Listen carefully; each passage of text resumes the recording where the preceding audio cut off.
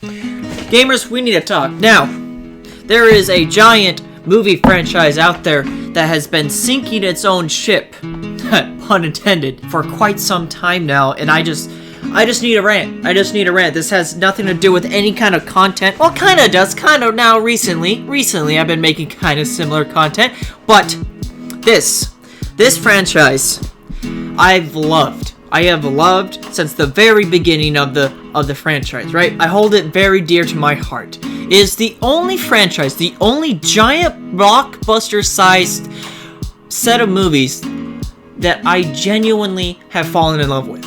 Every single other one has been like, I have my dips and my highs on, right? And some of them are hit or miss. But this one, and I'm talking about the first three, I hold a very special place in my heart. This one is just a small, low-budget indie film called Pirates of the Caribbean. And good God, I fucking love Pirates of the Caribbean. 1 through 3, I love Pirates of the Caribbean. It's the only giant set of movies that I genuinely love.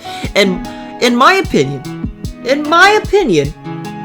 most of them are misunderstood. Because most people I talk to, everyone loves Jack Sparrow. Everyone loves Jack. But they love him for being a goofball. But if you look back at the movies, especially 1 through 3, he's not really a goofball. He coordinated basically everything that happens in the movies. He's a very, very calculated man. He's a very good, smart man. He plays that whole goofball nature to get what he wants. I think he's a very calculating, smart boy. He's a very smart boy. But 4 and 5, the movies 4 and 5 really just make him an idiot. And especially 5. Movie 5, I forced my friend.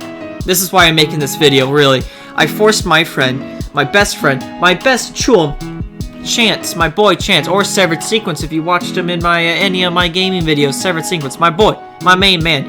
I sat him down one night. We were having a good time. I made him watch at the third Pirates of the Caribbean at World's End, and it was a great movie. I think it's my favorite actually. That ending scene with Davy Jones fight and the giant Calypso hurricane. It's great. It's great. It's fantastic. And he was like, "Yeah, no, that was good. That was a solid movie." And then because I'm a psychopath, I sat him down once again, right back to back. And I was like, "No, we're not going to bed, buddy. We're gonna put this on." And I put on the 5th Pirates of the Caribbean, and good God, I had that man. I haven't seen him that furious in a very long time. I had him losing his shit at 3 a.m., screaming at the TV because the 5th movie completely disregards anything the past, I guess 4 as well, the past 4 movies have been building up to, or just created in general. Because the 5th movie, let me just do a synopsis real quickly. If you never watched the 5th movie, Pirates of the Caribbean, spoiler alert, I'm about to get into it. I don't know if you shouldn't care about the spoilers of this movie because it's absolutely dog shit. So, the synopsis. We have Will Turner, right, who is the ferryman to the dead. That's his job. Keep that in mind. That is his job. Not a curse, not anything else. That is the job that Calypso, the sea goddess, put down. That's the whole fucking story of Davy Jones, is that she needed someone to carry everyone who dies at sea to the other side. That's the point. That is the fucking point of the ferryman. Up to this point, at movie 5, it's Will Turner. He's the ferryman. Every 10 years, you're allowed to go to shore. Once a day. Once every 10 years, you're allowed to go to shore. Then you have to go back to sea and do your job. His son, Will's son, that he hasn't really seen much because, he's gone, wants to break that curse. It's not a fucking curse. It's Calypso. Calypso made this job for someone. It's the whole fucking point of movies 2 and 3. Keep that clear, very clear. Wants to break this. She somehow, this happens within like the first 5 minutes of the movie. Will's son summons Will out of the sea. Was like, "Hey, we want you back, Will. We want you back, Dad." And Will's like, "No, son. I have to do my job. Sorry. Peace." And he leaves. And then, fast forward, Jack's being Jack.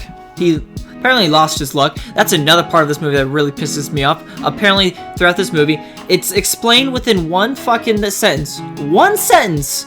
This whole point gets explained.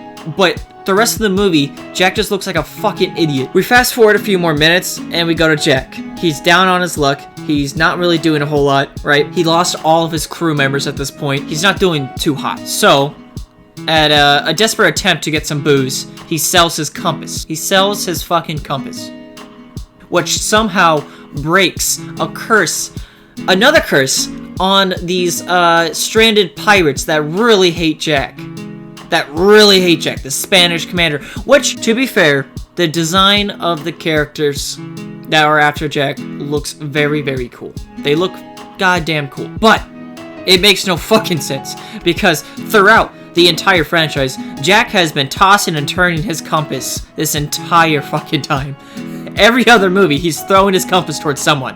Just giving it away. In movie 3, he literally gives his compass away like 3 fucking times alone. But just this one time, he sells it for a bottle of booze, and it breaks the curse.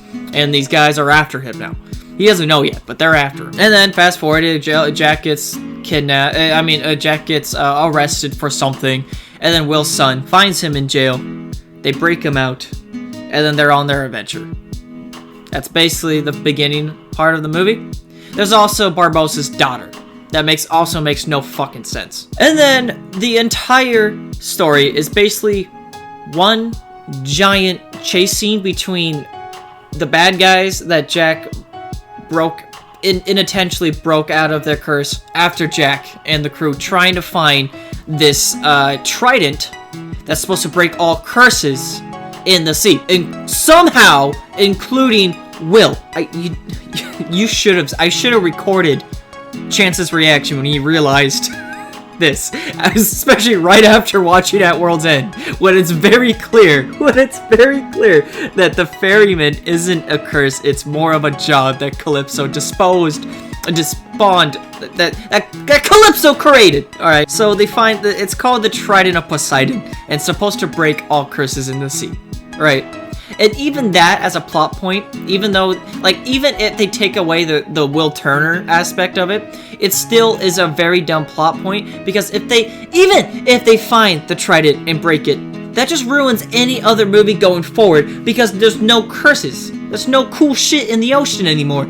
It's just people, which maybe they might make it work, but it's just dumb. Eventually they find the trident and they break it, and then all of a sudden Will comes out of the ocean and everything's a happy ending. Jack got his luck back. He got his pearl, and they sail away happy ever after. Will's able to get with his family again, and happy ever after. Jack got his luck back. It's not explained. It's never. Throughout this movie, Jack didn't do a fucking thing. It's Will's son and Barbossa's his daughter. They do everything in this movie. Jack literally just stands there and drinks and goofs off the entire time.